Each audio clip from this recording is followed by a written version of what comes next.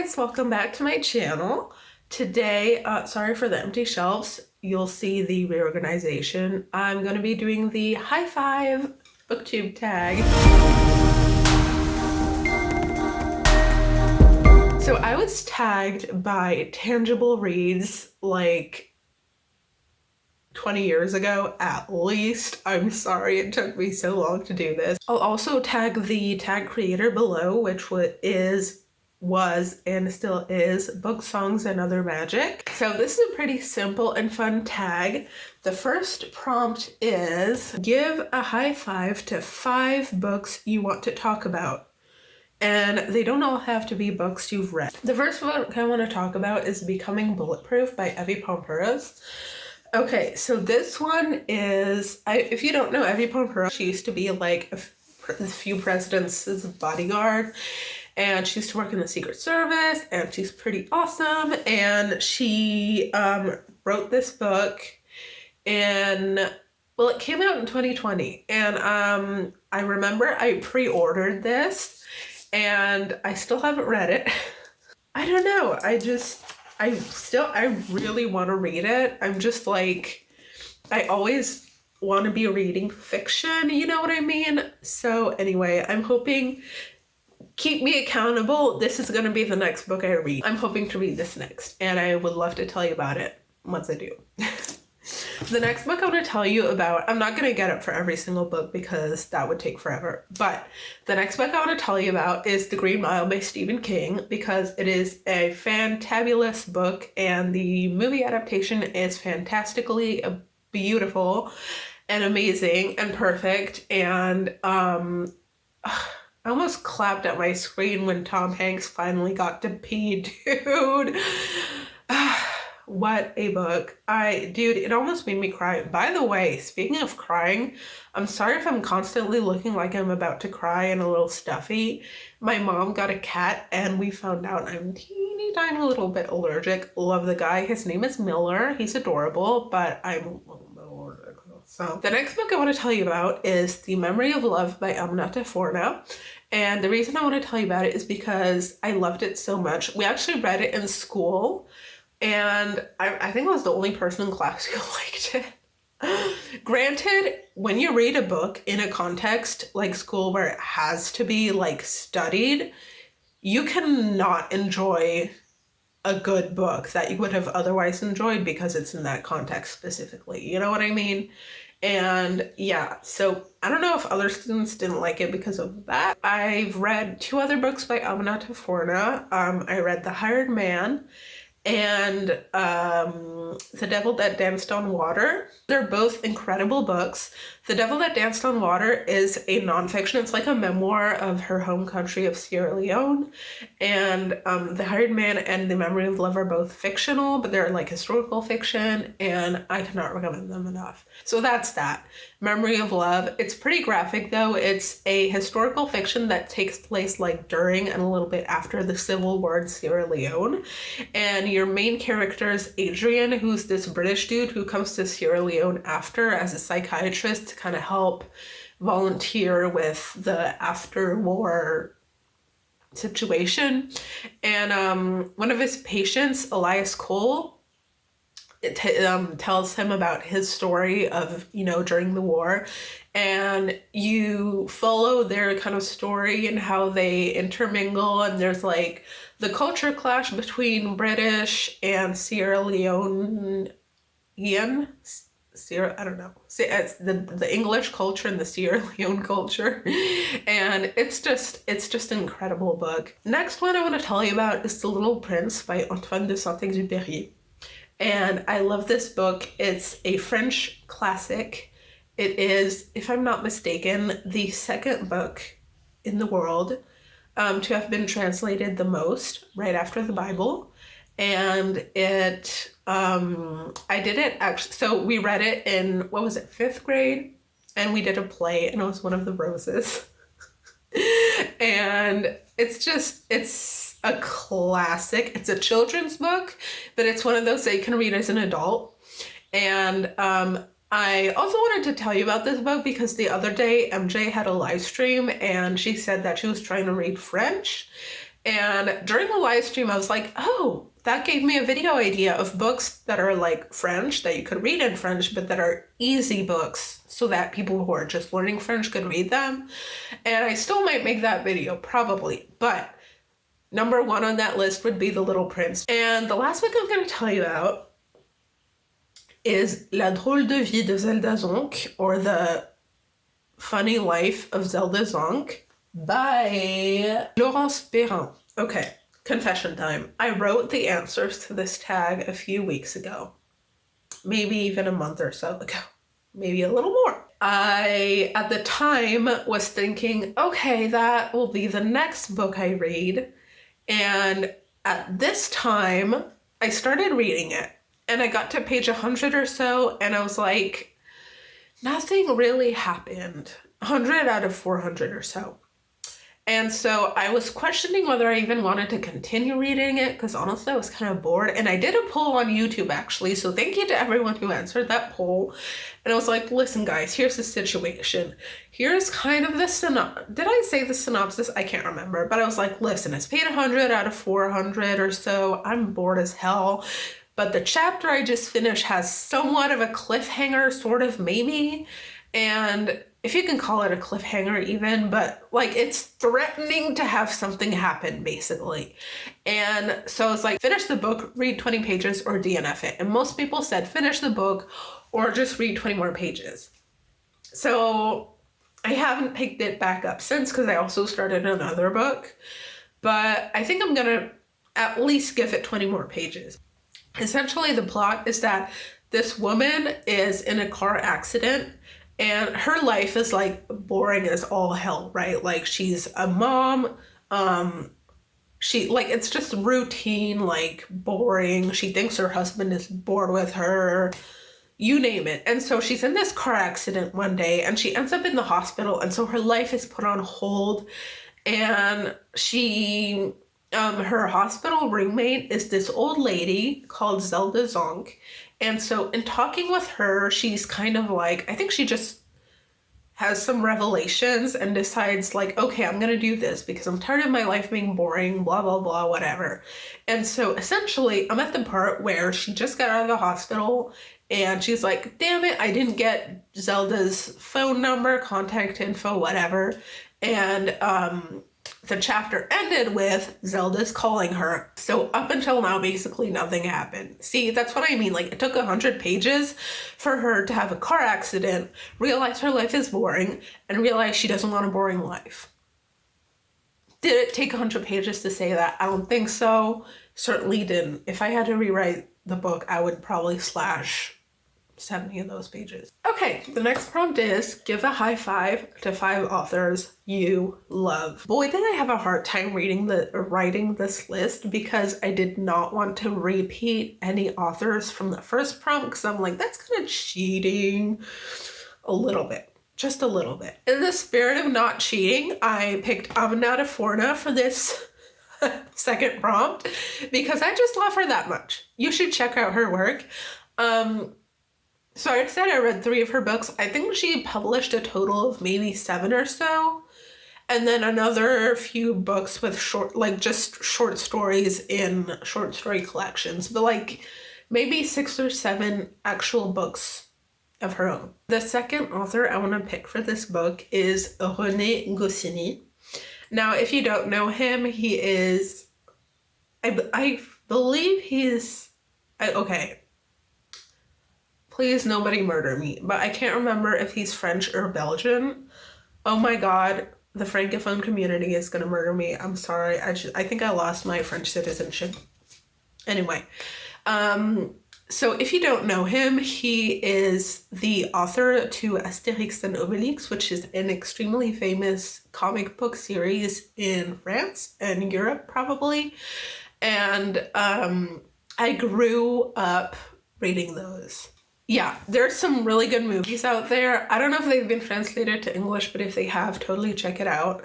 There's Parc Astérix in France that I went to a lot, which is a theme park. And yeah, I love his comic books. They're my childhood, man. Like, as much as Judy B. Jones and Captain Underpants. Next up, I'm going to talk about Charles Baudelaire, which I've already talked about on this channel a lot, and Arthur Rimbaud as well, who are two fantabulously incredible, worth $1 million, although they probably wouldn't take the money, I don't know. Poets, French poets from the 18th century and 17th century. Oh my god, here we go again. Forget it. From the past. They are poètes maudits or haunted poets. I believe they're from the Impressionist movement. No, I feel like I'm spewing a lot of bullshit right now, but that's okay. They're from some type of movement, and their poetry is absolutely gorgeous. Can't recommend it enough. Arthur Rimbaud is also my favorite poet, and apparently, if you're into this, he looked like Leonardo DiCaprio when he was young and alive. Yes, and the last author I want to tell you about. Now, this is a mystery, okay? I wrote this list so long ago, I can't even remember what was going through my head.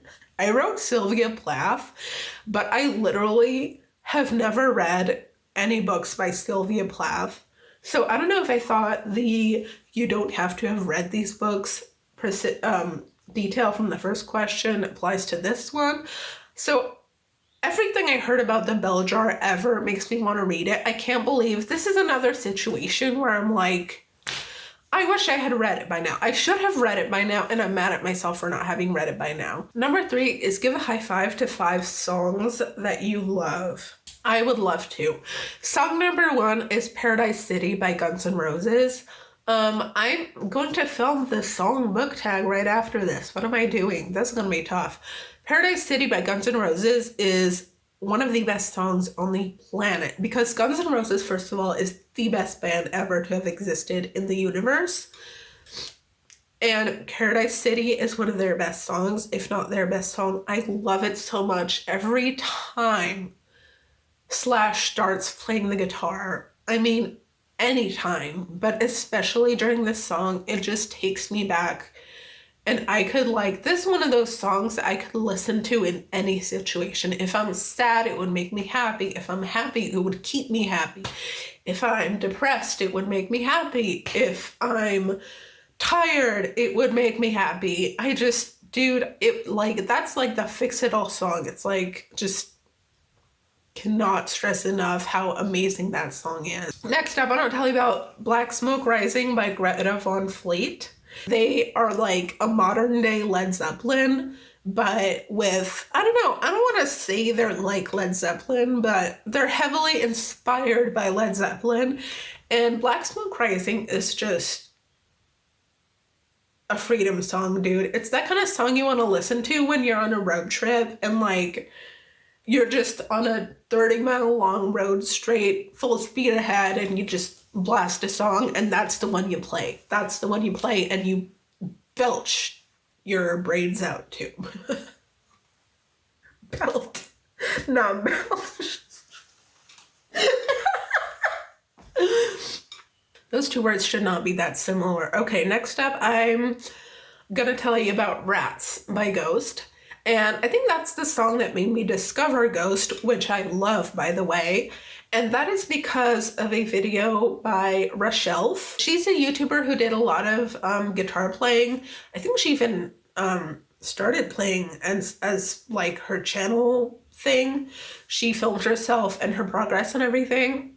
Anyway, at one point she did a cover of Rats by Ghost, and that's how I discovered that song. The first time I listened to that song, not her cover, but the original version, I was walking to the movie theater to go see, damn it, Pet Sematary by Stephen King. The new one, I think it was in 2018 or something like that. I can't know, 2019, who knows.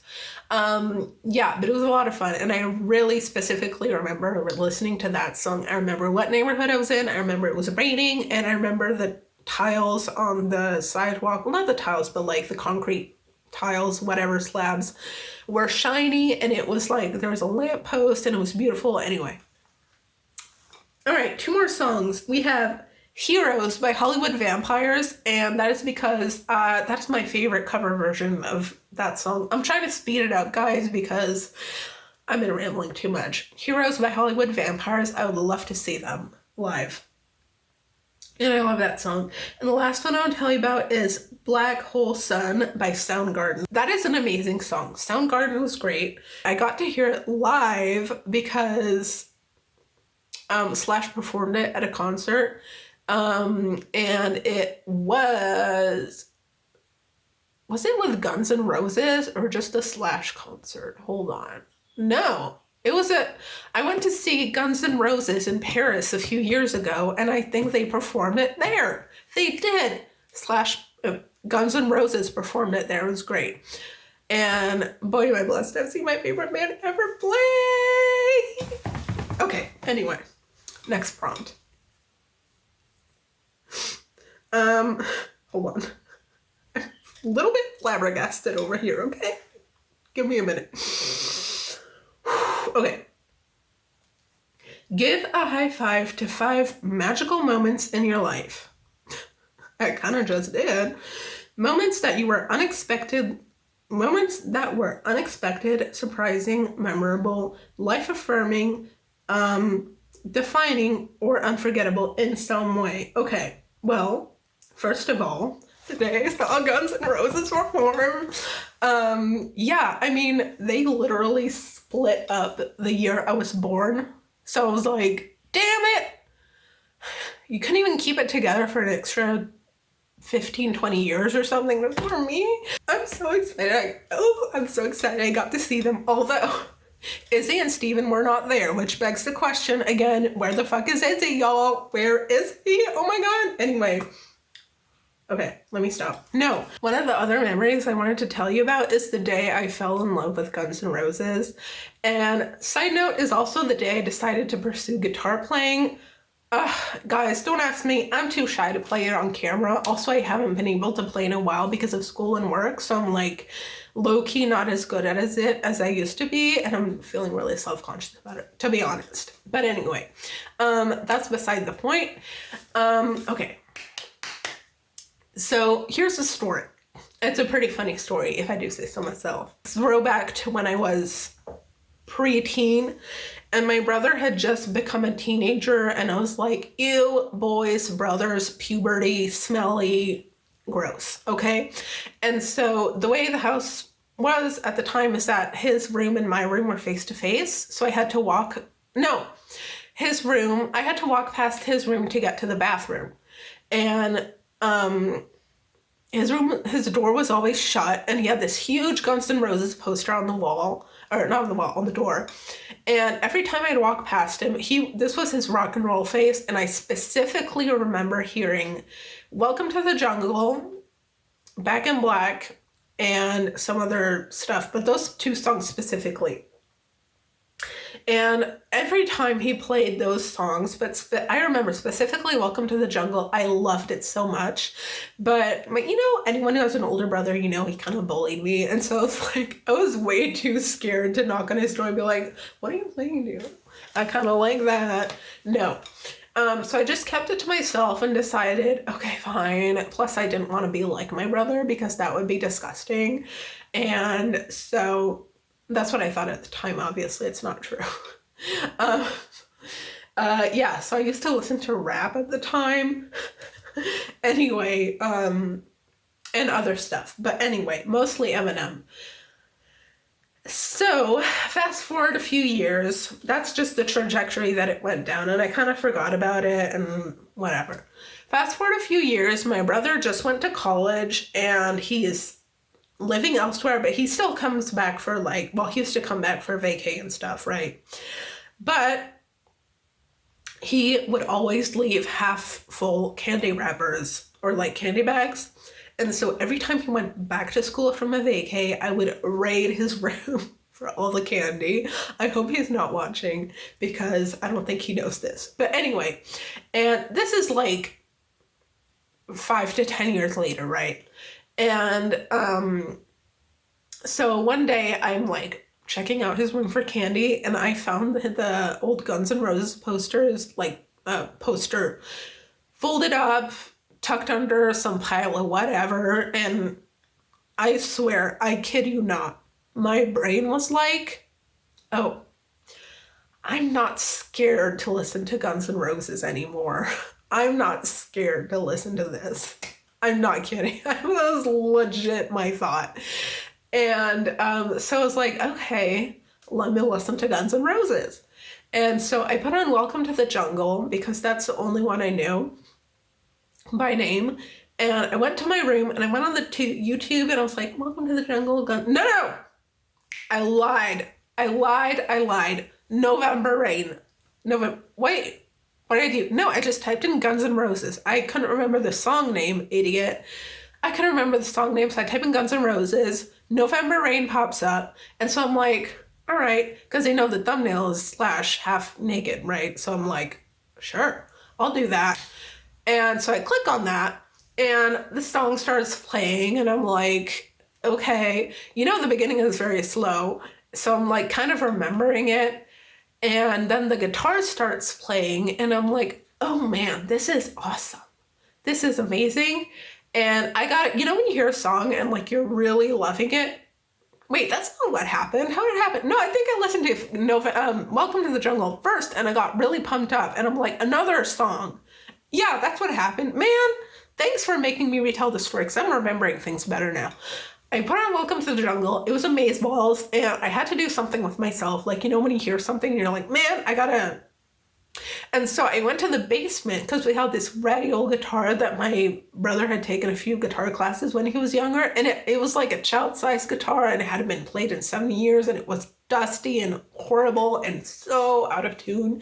It was nasty. But I went to the basement, brought it up, and I'm like, I gotta do something myself. I gotta play guitar. And so next I clicked on November Rain. That's what happened.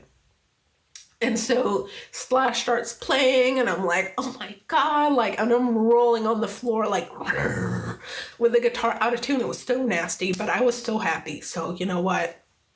And all of a sudden, I hear my mom walking upstairs.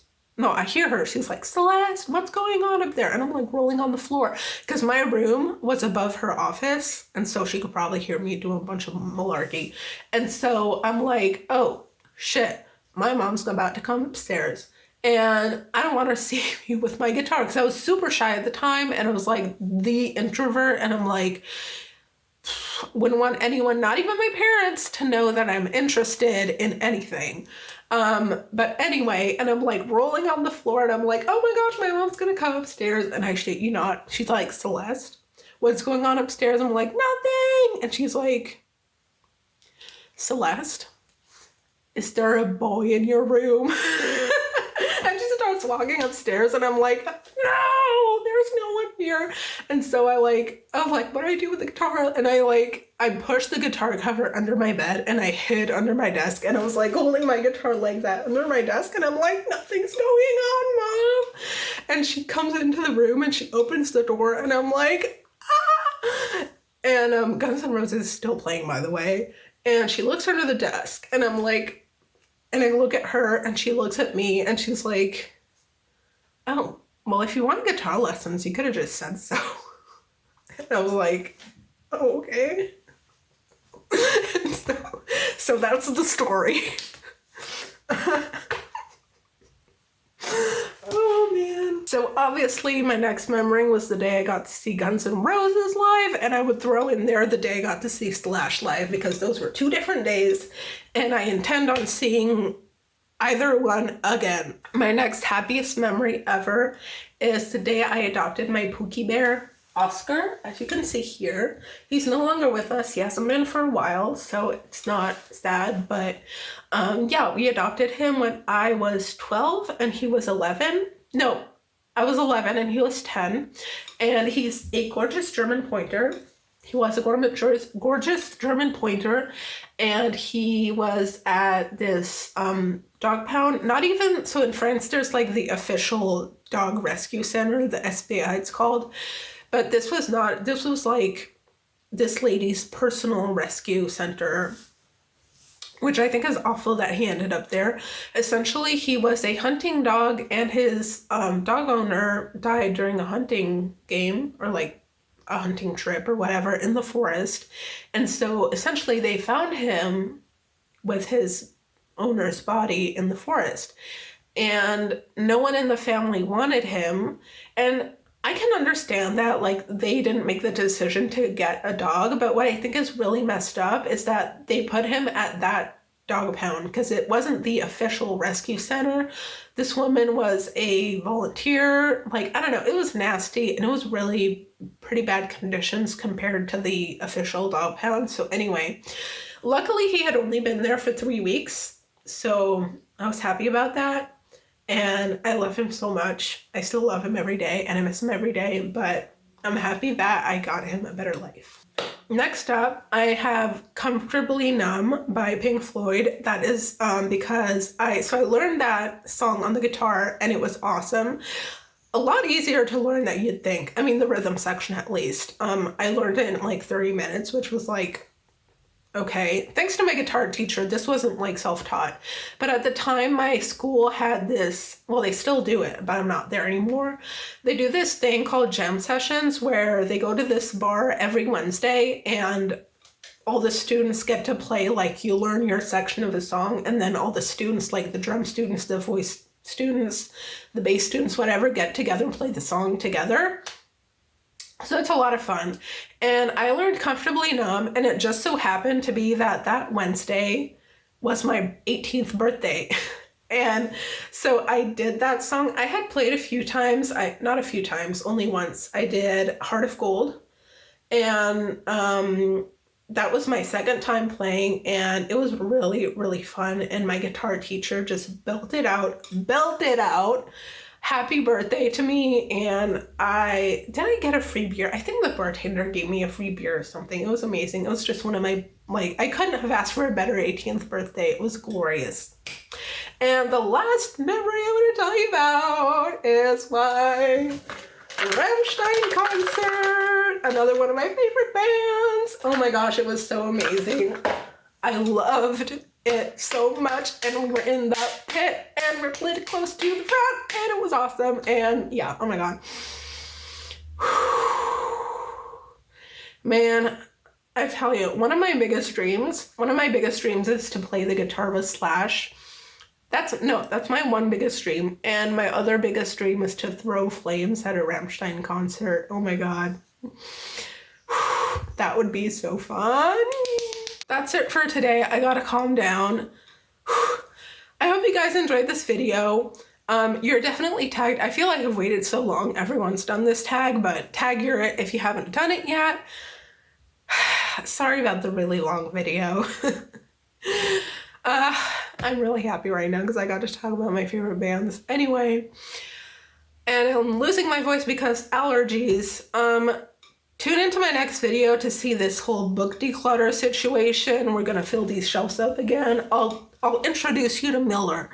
And yeah, like the video if you did, subscribe to my channel. See you guys next time. Bye.